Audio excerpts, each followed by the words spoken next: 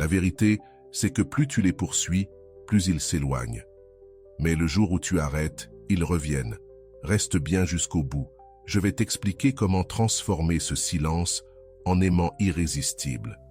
Es-tu prêt à briser le cycle de la poursuite constante? Parce qu'aujourd'hui, je vais te révéler le secret le plus puissant que personne ne t'a jamais dit. Arrêter de courir après quelqu'un est la seule manière sûre de le voir finir par te chercher. Oublie les supplications, les appels, les messages ou les explications qui ne font qu'épuiser ton âme. Le silence n'est pas vide. C'est une arme invisible qui met tout à ton avantage. Mais attention, peu savent réellement l'utiliser. Maîtriser cette stratégie demande du courage et un contrôle absolu. Si tu continues à t'accrocher, tu continueras à perdre. Veux-tu qu'on te cherche?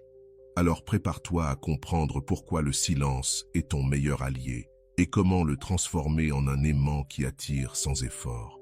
Ce n'est pas un simple conseil.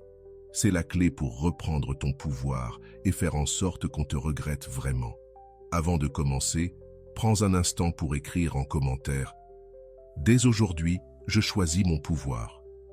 Fais-le comme un engagement envers toi-même. C'est le premier pas vers la meilleure version de toi. Allons ensemble sur ce chemin. 1. Transforme ton énergie pour refléter la croissance et le détachement.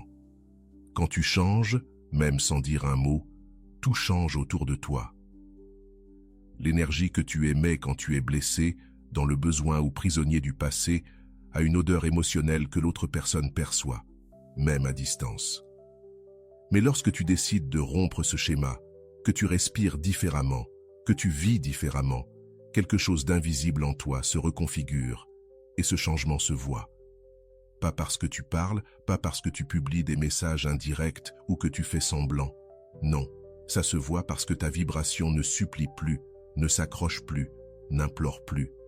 Ton énergie crie silencieusement « J'ai changé, je n'ai plus besoin de toi ». Et cela désarme totalement celui ou celle qui pensait avoir du pouvoir sur tes émotions. Il ou elle ne retrouve plus le reflet qui réagissait au moindre geste. Il ou elle ne ressent plus la dépendance déguisée en attention, ni l'attente déguisée en conversation. Maintenant, tout en toi transmet autre chose. Sécurité, progrès, silence, présence. Cette nouvelle version de toi déclenche des questions chez celui qui t'a pris pour acquis. Pourquoi ne me cherche-t-il plus? Que s'est-il passé? Ce qui a changé, c'est ton énergie, ton regard, ta direction. Tu as cessé de regarder en arrière dans l'attente d'explications ou de réconciliation. Tu marches désormais vers toi-même, vers tes projets, ton corps, tes pensées, ta paix. Cette énergie investie en toi est un message clair à l'univers. Tu es prêt pour mieux. Et paradoxalement, c'est aussi la façon la plus puissante d'impacter celui qui croyait t'avoir piégé émotionnellement. La plupart sous-estiment la force de l'invisible. Ils croient que si ce n'est pas dit, ça ne se voit pas.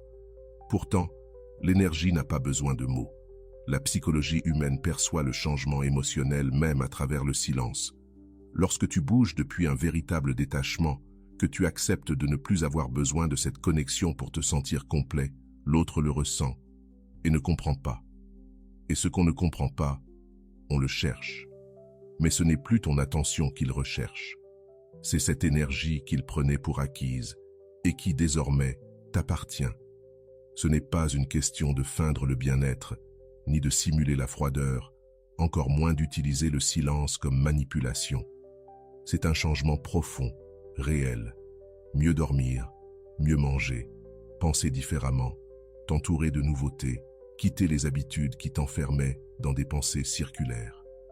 Faire du sport, non pour prouver quelque chose, mais pour te rappeler que ton corps est ta maison. Lire, non pour te distraire, mais pour t'éveiller.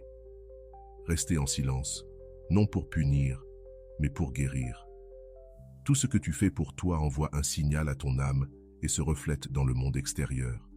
Et un jour, celui ou celle qui t'a ignoré sentira qu'il manque quelque chose, mais ce n'est plus toi. Avant d'aller loin, je te serais reconnaissant si tu mets un j'aime à la vidéo, cela m'aiderait à continuer de diffuser cette philosophie.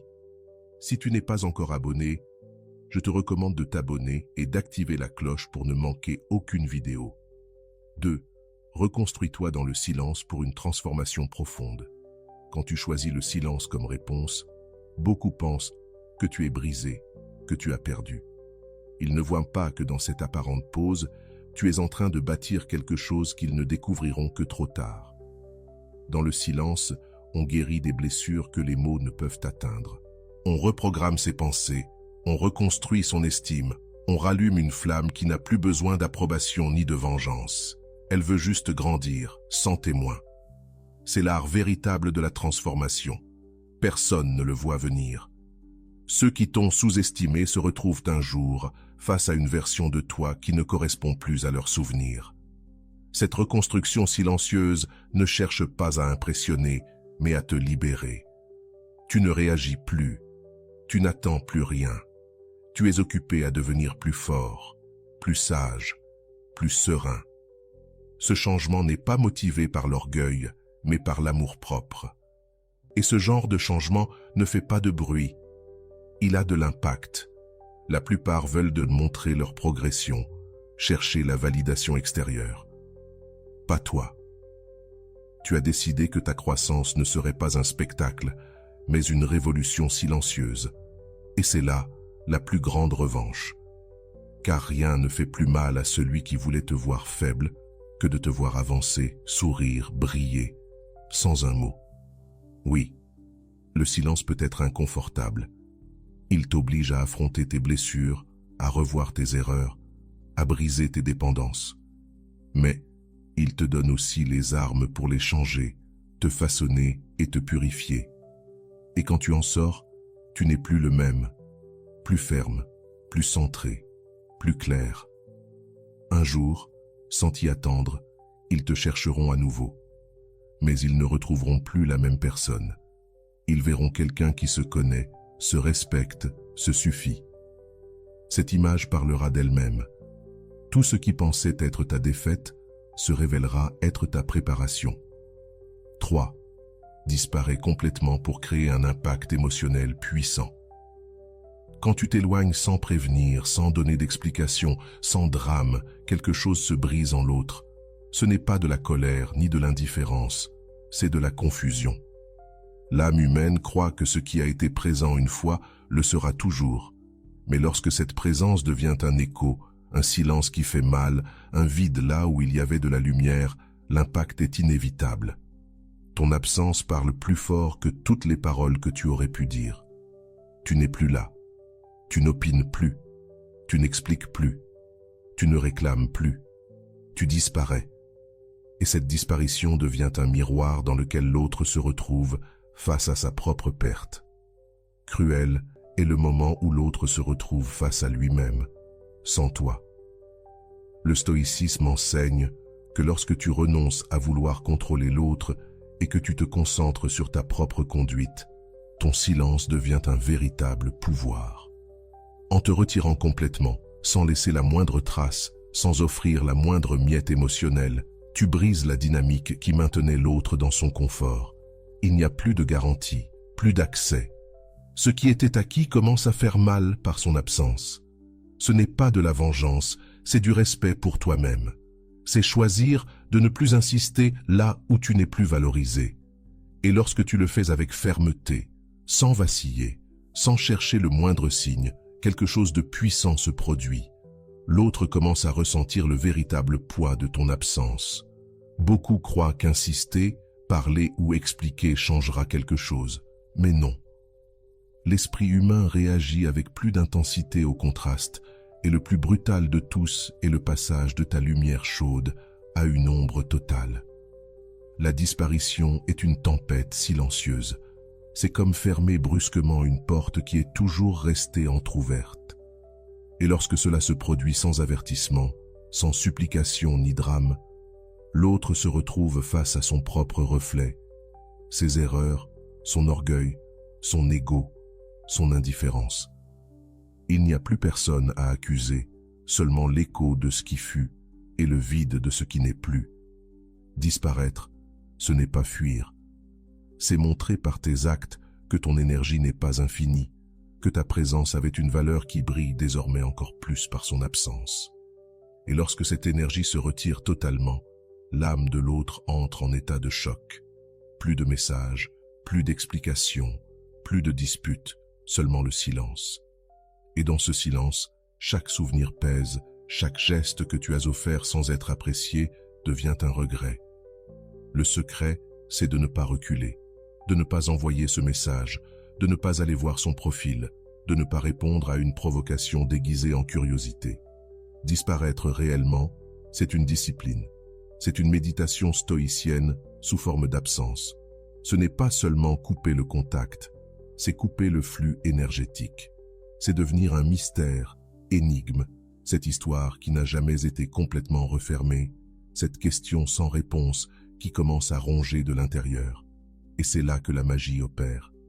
Quand l'autre s'attend à ce que tu reviennes, mais que tu ne le fais pas. Quand il attend une explication et ne reçoit que du silence. Quand il croit encore avoir le contrôle, mais qu'il n'a plus accès à toi. Alors, et seulement alors, il commence à apprécier ce qu'il avait, car désormais, il l'a perdu. Et ce qui fait mal, ce n'est pas la perte, mais de réaliser trop tard la valeur qu'il n'a pas su reconnaître. Ce coup-là ne s'oublie pas. Il n'est pas nécessaire que tu lui montres que tu réussis, ni que tu publies une vie fausse, ni que tu affiches un bonheur de façade. Il suffit de ton absence totale, que ton nom n'apparaisse plus, que ta présence ne se sente plus, qu'aucune trace de ton énergie ne puisse être retrouvée, car cela les force à se souvenir. Et chaque souvenir sans accès devient un poids émotionnel difficile à porter. S'ils reviennent, ce ne sera pas par habitude. Ils reviendront avec le cœur en main, avec des questions qu'ils ne s'étaient jamais posées, avec un regard différent. Mais toi, tu auras changé, car celui qui disparaît ne transforme pas seulement l'autre, il se transforme lui-même. Voilà le véritable pouvoir du silence stoïcien. Le paradoxe du détachement. Quand tu oublies, on te cherche davantage. Il existe un paradoxe que peu osent accepter. Plus tu t'efforces de plaire, d'être présent, de prouver ta valeur, moins on te perçoit. Et plus tu t'éloignes, plus on te recherche. Lorsque tu cesses d'insister, lorsque tu n'es plus disponible à chaque appel, lorsque ton attention n'est plus automatique ni garantie, quelque chose s'allume dans l'esprit de l'autre. Le désir ne se nourrit pas de confort, il se nourrit d'absence. Et quand tu disparais vraiment, sans rancune, sans jeu, sans stratégie, tu cesses d'être une option pour devenir un mystère. C'est là que le véritable changement commence. Tant que tu poursuis, que tu expliques, que tu cherches à fermer des cycles ou à comprendre ce qui s'est passé, tu offres ton énergie à quelqu'un qui ne la valorise pas. Tu montres que tu dépends encore émotionnellement de sa réponse, de sa présence, de sa validation. Mais lorsque tu fais ce couperet radical, lorsque tu te concentres sur toi, ta paix, tes objectifs, lorsque tu n'investis plus une seconde à vérifier s'il pense à toi ou s'il te regrette, c'est là qu'il le sent. Car tu n'es plus là. L'énergie qu'il recevait sans effort lui manque désormais. Et ce manque devient inconfortable. L'esprit humain fonctionne par contraste. Il ne valorise pas ce qui est constant, facile, garanti. Il valorise ce qui se perd, ce qui disparaît, ce qu'il ne peut pas avoir quand il le veut. Tu deviens alors quelqu'un d'imprévisible, d'inaccessible, d'impossible à manipuler.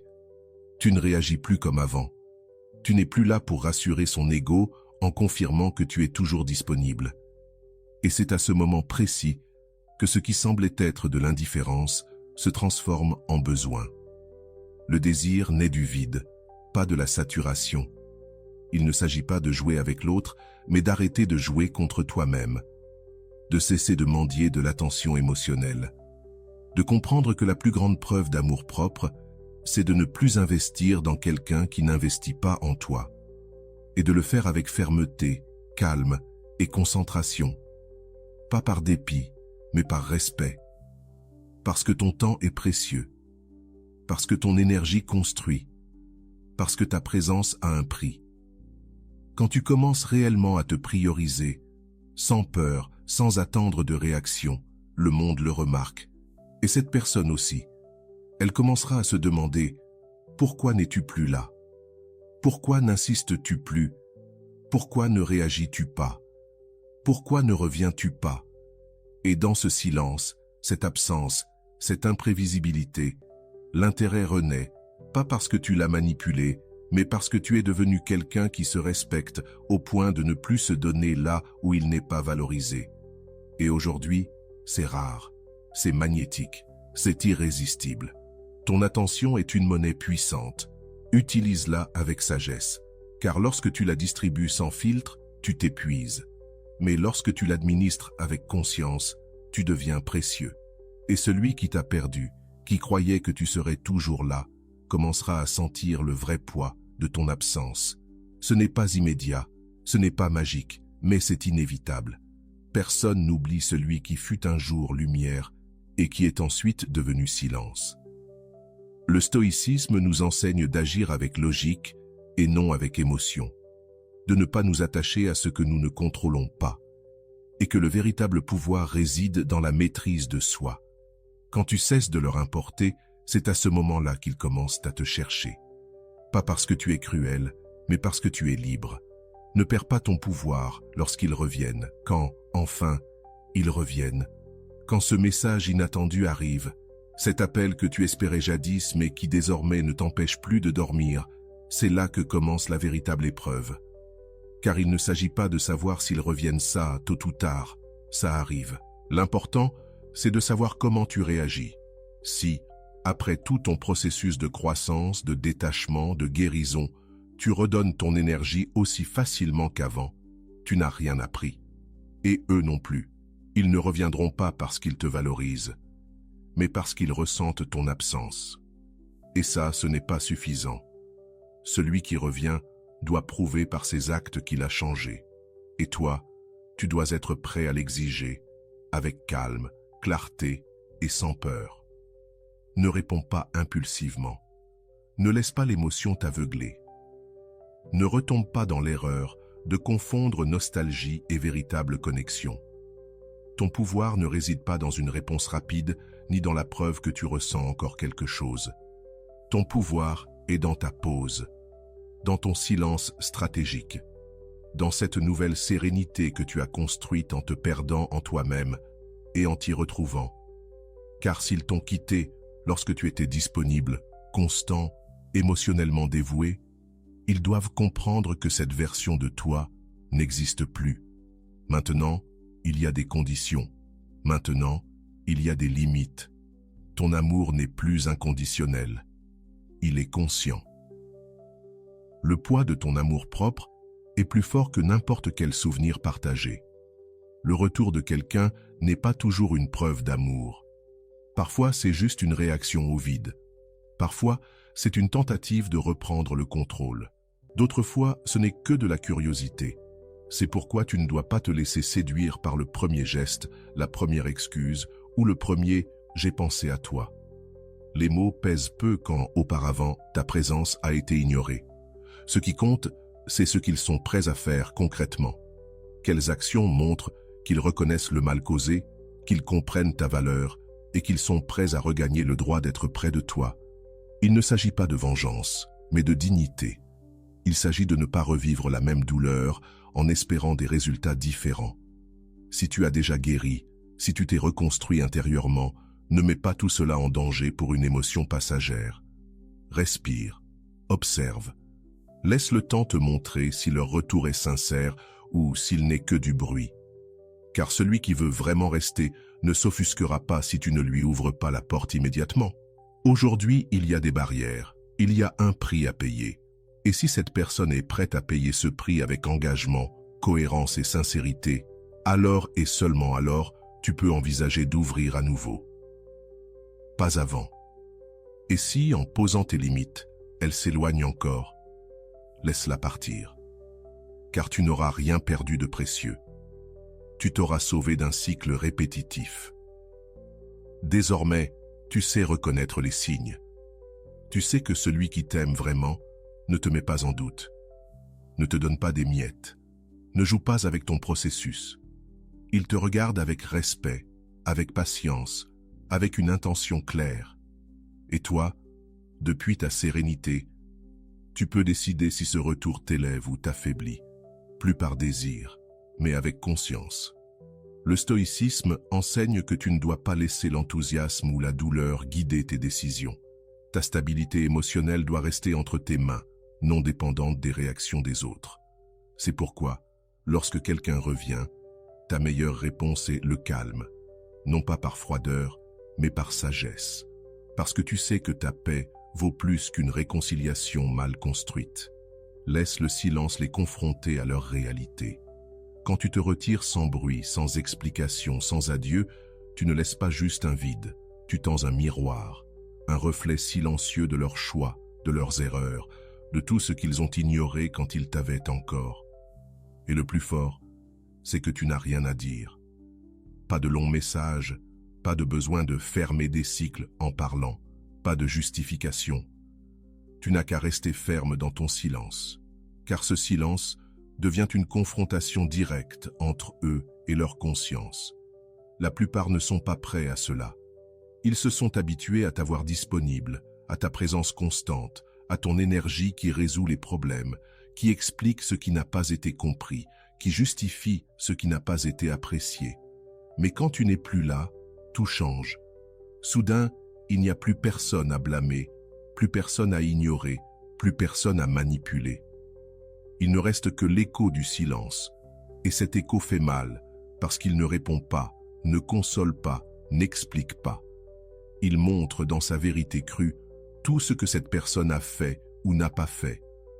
À partir de là, commence un vrai processus, non pas pour toi, car tu as déjà donné tout ce que tu avais, mais pour eux, qui doivent enfin affronter ce qu'ils ont évité. Ils ne peuvent plus fuir en utilisant ton énergie comme bouclier. Ils ne peuvent plus cacher leur culpabilité derrière ton pardon anticipé. Tu n'es plus là. Et ne plus être là ne veut pas dire haïr. Cela veut dire lâcher prise. Décider que tu ne porteras plus ce qui ne t'appartient pas. Ce silence n'est pas une punition. C'est une conséquence.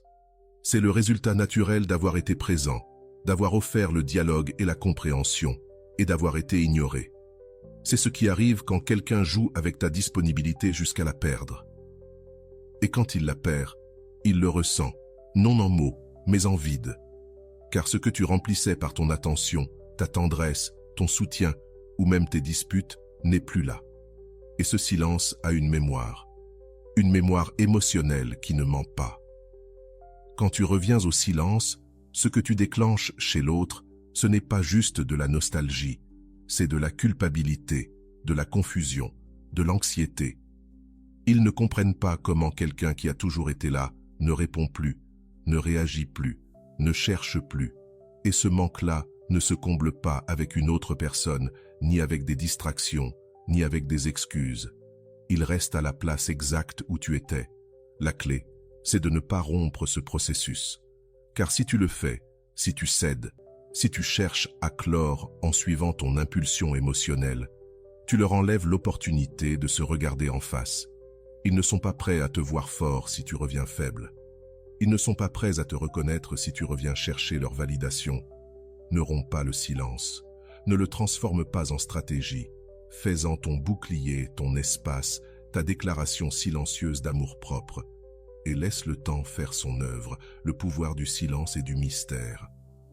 Quand tu choisis de disparaître sans explication, sans scandale, sans drame, tu deviens une énigme, un vide impossible à combler, une histoire sans fin. Et ça, c'est du pouvoir. Car pendant que d'autres crient leur version, se défendent ou justifient leur départ, toi, tu choisis le silence comme langage. Et ce langage est brutal. Il active l'imagination de l'autre, car l'esprit humain ne supporte pas ce qu'il ne comprend pas, ce qu'il ne peut classer, ce qui n'a pas de fin claire. Quand tu pars sans avertir, sans raison, sans signe, tu ne laisses pas qu'un espace, tu laisses un mystère. Et les mystères obsèdent. Tu n'as pas besoin d'expliquer pourquoi tu es parti, pas besoin qu'ils sachent comment tu vas, pas besoin de prouver que tu as changé. car dès que tu cherches à contrôler ce qu'ils pensent de toi, tu as déjà perdu. Tu es tombé dans leur jeu. Mais quand tu restes silencieux, quand tu les laisses parler, inventer, imaginer, tu leur donnes un puzzle sans pièces complètes. Et dans leur besoin de comprendre, ils projettent sur toi tout ce qu'ils n'avaient pas vu avant. Voilà le secret. Moins tu expliques, plus ils se souviennent de toi. Parce que personne n'oublie ce qu'il ne comprend pas. Ne dépend pas de la manière dont les autres t'interprètent. Le sage maîtrise son histoire depuis le silence. Et toi, en restant calme, sans chercher à convaincre, tu retrouves ton centre. Tu brises ce besoin d'approbation et tu deviens quelqu'un qui n'est plus disponible, mais dont la présence continue à se faire sentir. Le silence est l'expression la plus pure de l'amour-propre. Il n'est pas absence, il est présence totale avec toi-même. C'est savoir que tu suffises sans avoir besoin de crier. C'est aimer ta paix au point de ne pas la risquer pour quelqu'un qui ne sait pas la protéger. Quand tu choisis de te taire, de te retirer, de ne pas insister, de ne pas poursuivre, tu envoies un message qui ne nécessite aucun mot. Je m'élis moi. Et cela, même si cela ne semble pas évident, est la forme la plus pure d'amour-propre. Parce que supplier, implorer, répéter encore et encore ce que tu vaux, ce que tu ressens ou ce dont tu as besoin, t'épuise, te brise et t'éloigne de toi. Lorsque tu décides de garder le silence face à l'indifférence, au mauvais traitement émotionnel ou au manque de réciprocité, tu protèges ton énergie, tu honores ta dignité et tu guéris. Tu n'as pas besoin de fermer des cycles avec de grands discours. Tu n'as pas besoin de prouver que tu mérites d'être aimé. Tu n'as pas besoin de courir après quelqu'un pour qu'il voie ce que tu offres. Quand tu te tais et que tu pars, tu montres clairement que tu refuses d'être une option pour quelqu'un qui a été ta priorité. Ce silence, que beaucoup interprètent comme de la faiblesse, est en réalité du pouvoir. Dans ce silence, il y a de la conscience, de la maturité et du respect pour toi-même. Et celui qui ne le comprend pas, c'est qu'il n'a jamais su voir la valeur de ta présence. La véritable transformation commence lorsque tu arrêtes de mendier des miettes émotionnelles, lorsque tu décides que tu ne vas plus dépasser tes limites pour plaire, lorsque tu comprends que l'amour que tu te portes ne se négocie pas, ne se conditionne pas, ne se brade pas. À partir de là, le silence devient ton bouclier. Non pas pour punir, mais pour préserver, pour protéger ton centre, pour te rappeler que ta paix vaut plus que toute validation passagère. Parfois, ceux qui s'éloignent le font en espérant que tu les poursuives, que tu insistes, que tu supplies. Mais lorsque tu ne le fais pas, lorsque ta seule réponse est un silence ferme et serein, quelque chose change. Ils comprennent qu'ils ne peuvent plus jouer avec ton énergie, que tu n'es plus disposé à négocier ta valeur. Et cela les déstabilise, car ils attendaient ta faiblesse et trouvent ton amour-propre. Ils attendaient tes reproches et reçoivent ton silence. Ils attendaient ton attachement et découvrent que tu as lâché prise. Ce n'est pas de la froideur, c'est de la clarté. C'est savoir que ton bien-être ne peut pas dépendre du comportement instable d'une autre personne. Comprendre qu'aimer ne signifie pas tout supporter, ni justifier l'injustifiable. Le véritable amour, celui qui commence par toi, c'est aussi partir quand il n'est pas accueilli avec respect. Être là pour quelqu'un qui n'est pas là pour toi, c'est te trahir. Et tu n'es plus disposé à te trahir. Alors, lorsque l'impulsion te pousse à parler, à clarifier, à expliquer, respire. Demande-toi si cet effort construit réellement quelque chose ou s'il répète seulement un cycle que tu ne veux plus vivre. Si cela ne t'élève pas, ne te protège pas, ne te nourrit pas, lâche-le et fais-le en silence, car il n'y a pas d'acte plus puissant que de se retirer sans bruit, le cœur en paix, sachant que tu t'es choisi. Le stoïcisme nous rappelle que nous devons agir avec raison et non avec une émotion débordante, que la sérénité est le langage du sage, que celui qui s'aime ne supplie pas et que celui qui a la paix intérieure n'a pas besoin de crier pour être entendu. La croissance personnelle attire inévitablement des changements dans ton entourage. Quand tu commences à changer pour de vrai, quand ton énergie ne réagit plus comme avant, Quand ta façon de penser s'élève au-dessus du drame, du besoin ou de la dépendance, ton environnement change. Non pas parce que tu le contrôles, mais parce que ce que tu projettes ne s'aligne plus avec ce que tu tolérais auparavant. Et là, il se passe quelque chose qui peut faire mal, mais qui est nécessaire. Les gens commencent à s'éloigner. Certains sans explication, d'autres avec des excuses, certains avec froideur, d'autres avec indifférence. Mais tous ont un point commun. Ils ne résonnent plus avec toi. Ce n'est pas une perte, c'est un nettoyage. La croissance personnelle n'est pas un chemin rempli de compagnons constants. C'est une route où, plus tu avances, plus tu dois voyager léger. Car tous ne sont pas prêts à grandir avec toi. Beaucoup ne te comprenaient qu'à travers ton ancienne version, celle qui avait besoin, celle qui dépendait émotionnellement. Mais maintenant que tu as changé, ils ne peuvent plus utiliser les mêmes stratégies. Tu ne réagis plus pareil. Tu n'es plus aussi disponible. Tu ne donnes plus sans mesure. Cela les perturbe, car ils préféraient la version de toi qui se laissait utiliser. Mais ne t'arrête pas. Ne te blâme pas d'avancer. Ne pleure pas pour ceux qui n'ont pas su s'adapter à ton évolution. Tu es en train de purifier ta fréquence, d'élever tes standards, de faire de la place pour mieux. Car pour chaque personne qui part, une autre arrive, alignée sur ton nouveau niveau. Des personnes plus conscientes, plus respectueuses de ton énergie.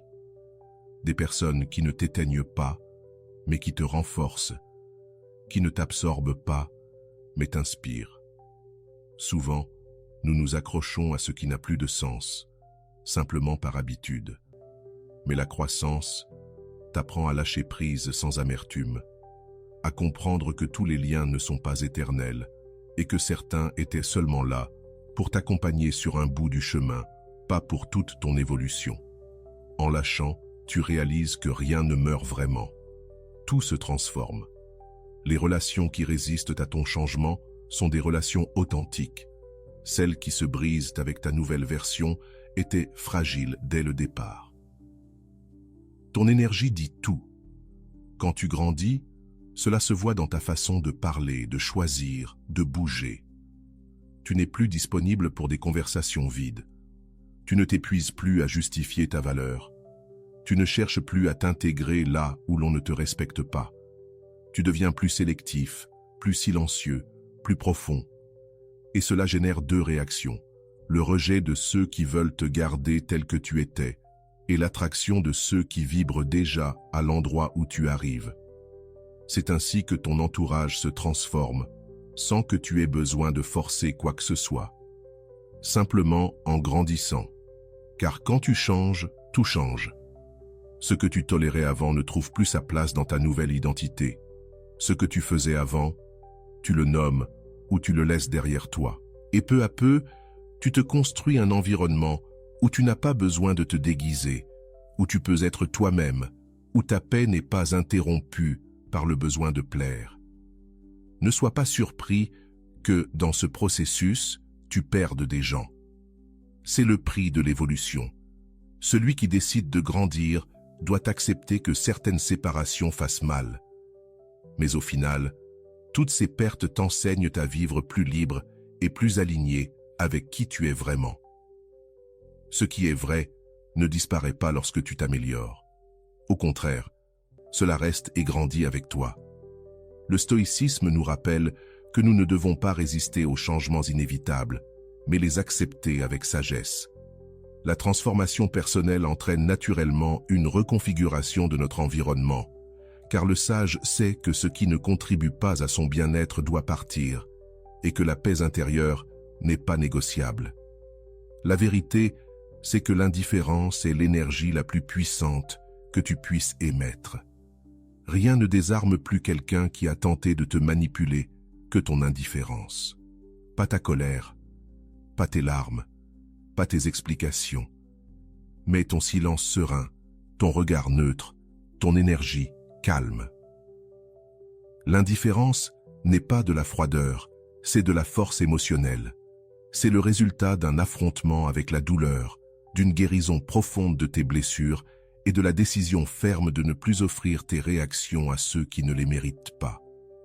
Et lorsque tu atteins ce point, lorsque tu ne réagis plus comme avant, lorsque leur présence ne perturbe plus ton équilibre, ils le ressentent. Ils sentent qu'ils n'ont plus de pouvoir sur toi, et cela les déstabilise. Ils étaient habitués à tes réactions, à ton impulsivité, à tes émotions, à ce que tu élèves la voix, que tu réclames, que tu demandes pourquoi. Mais lorsque soudain, il n'y a plus rien de tout cela, lorsque tu les regardes sans rancune, mais aussi sans intérêt, leur ego se brise. Parce que l'ego a besoin de se sentir important, même comme ennemi. Mais toi, tu ne leur offres même plus ce privilège. Tu ne leur accordes plus la moindre place dans ton esprit. Tu ne leur dois plus rien. Et cela, même si ça paraît petit, est une immense forme de pouvoir. L'indifférence consciente ne signifie pas ignorer par colère. Cela signifie avoir tellement lâché prise, avoir tellement nettoyé ton intérieur qu'il ne reste plus rien à protéger, rien à réclamer, rien à attendre. Tu as compris que ton énergie vaut trop pour être gaspillée à réagir à des provocations vides. Tu as compris que celui qui te fait souffrir ne mérite pas d'être au centre de ta journée. C'est pour cela que tu choisis de ne pas répondre, de ne pas chercher, de ne pas tomber dans le piège. Et dans cette calme maîtrise, ton pouvoir se multiplie. Ils le remarquent, non pas parce que tu leur dis, mais parce qu'ils ne ressentent plus ton attention. Et l'attention est une forme de nourriture émotionnelle. Quand tu étais là, même en colère ou blessé, ils savaient que tu étais toujours connecté. Mais lorsque tu n'es plus là, lorsque tu ne poses plus de questions, lorsque tu ne cherches plus à savoir, quelque chose s'active en eux. L'insécurité, le vide, le besoin de récupérer un contrôle qui leur échappe désormais. Parce que toi, tu n'es plus disponible. Et il n'y a rien de plus attirant qu'une personne qui n'a pas besoin de prouver qu'elle a guéri, car son indifférence parle pour elle. Ce n'est pas une question de paraître, mais de cohérence. Si tu as compris que cette personne ne savait pas te valoriser, pourquoi gaspiller encore tes mots? Si tu as vu comment elle t'a ignoré alors que tu étais le plus présent, pourquoi retourner frapper à cette porte? Le silence n'est pas une stratégie, c'est une conséquence. Et l'indifférence n'est pas du mépris, c'est une libération. C'est vivre sans ressentiment, mais aussi sans illusion. C'est savoir que tu peux être proche sans dépendre, que tu peux croiser cette personne sans trembler, que tu peux te souvenir sans vouloir revenir. Cette attitude neutre, cette présence solide qui n'a pas besoin de bruit, commence à se refléter dans tout ce que tu fais, dans ta façon de parler, de marcher, de regarder. Tu ne cherches plus l'attention, tu es concentré sur toi, sur ta paix, sur tes objectifs, sur ton énergie. Et sans que tu t'en rendes compte, cela change toute la dynamique. L'autre commence à douter, à se demander s'il t'a perdu pour toujours, si quelqu'un d'autre a pris sa place, si ce silence est réel ou joué. Mais toi, tu ne réponds pas, tu n'expliques pas, tu ne poursuis pas. Et dans cette absence de réaction, toutes les réponses sont déjà là. Le stoïcisme enseigne que celui qui maîtrise ses réactions maîtrise sa vie, et qu'il n'existe pas de force plus grande que la sérénité face au chaos. En pratiquant l'indifférence consciente, tu deviens inébranlable, car il n'est pas nécessaire qu'on te craigne, il faut qu'on te respecte. Et le respect ne se demande pas, il se dégage. Si tu es arrivé jusqu'ici, permets-moi de te remercier profondément pour ton temps et ton attention consacrés à cette vidéo. Avant de partir, abonne-toi à la chaîne si ce n'est pas encore fait. Je te laisse ici 2 vidéos qui pourraient t'intéresser. Prends soin de toi et à bientôt.